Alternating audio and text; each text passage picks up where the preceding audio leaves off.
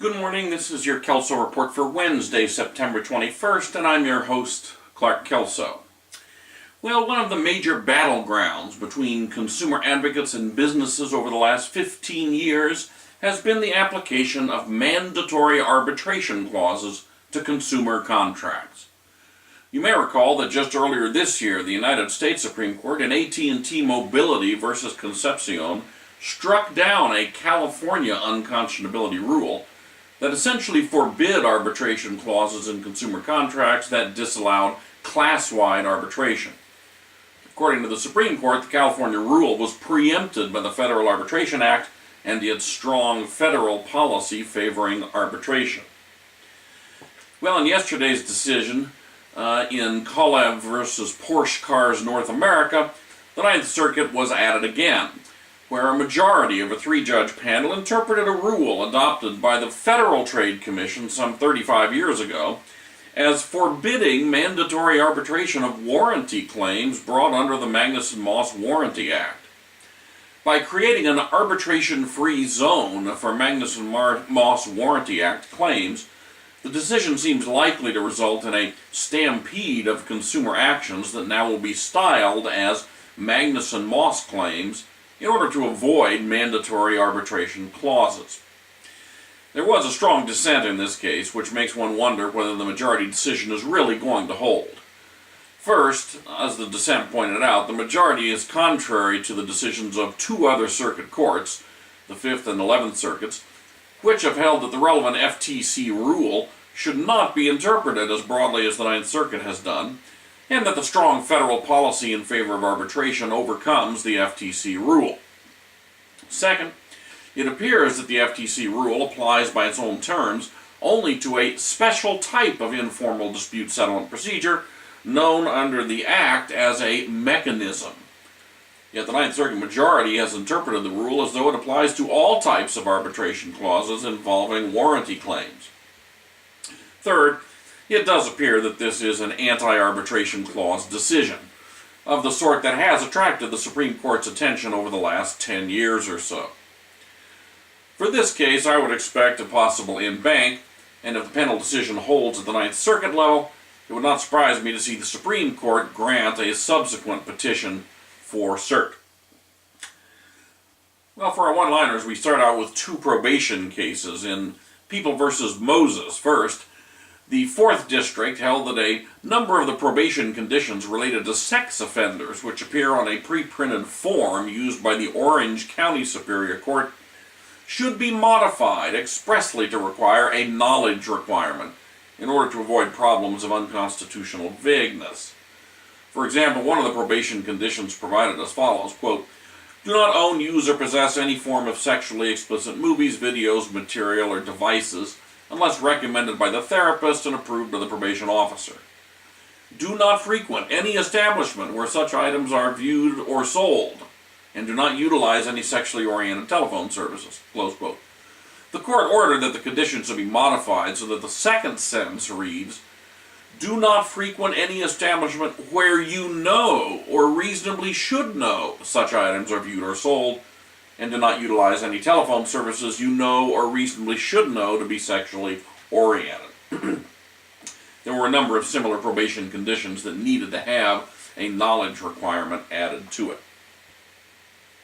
Our second probation case from the Ninth Circuit in United States versus Baker, where the Ninth Circuit held it was constitutional to impose as a condition of probation after a defendant was convicted of misdemeanor possession of methamphetamine, a requirement that the probationer submit to suspicionless searches, since, according to Ninth Circuit precedent, probationers have no more Fourth Amendment rights than an inmate granted parole.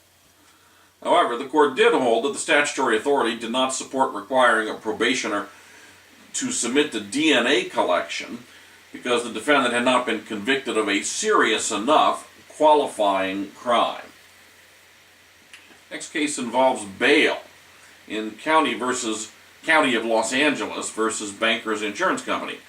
The 2nd District held that the general time frame for making a motion to set aside forfeiture of a bail bond, set in Penal Code Section 1305, which is 180 days from the date of forfeiture, That time frame applies to all grounds for setting aside the forfeiture, including failure to enter the defendant's warrant in the National Warrant Database under Section 980B.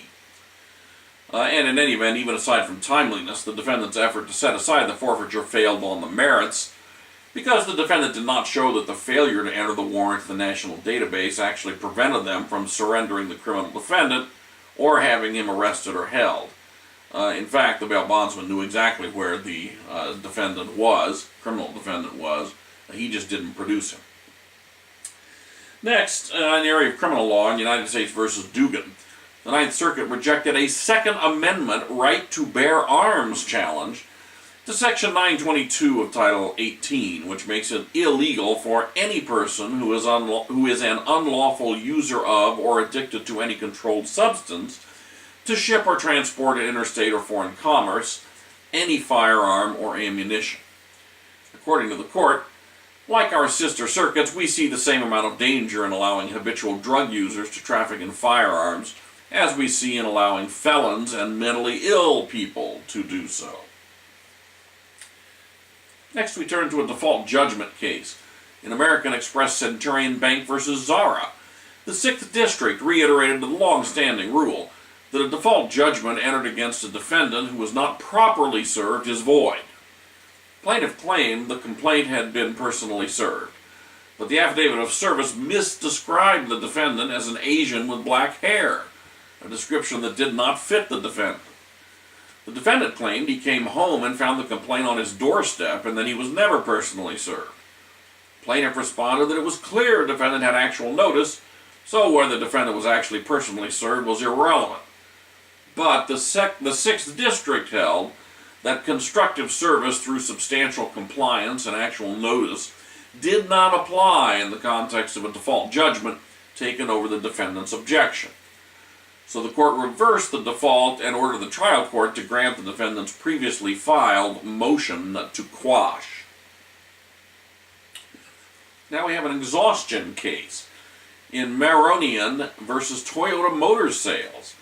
The Ninth Circuit held that a consumer's failure to exhaust the defendant's dispute settlement program did not deprive the federal court of subject matter jurisdiction over the consumer's action for breach of warranty under the Magnuson-Moss Warranty Act.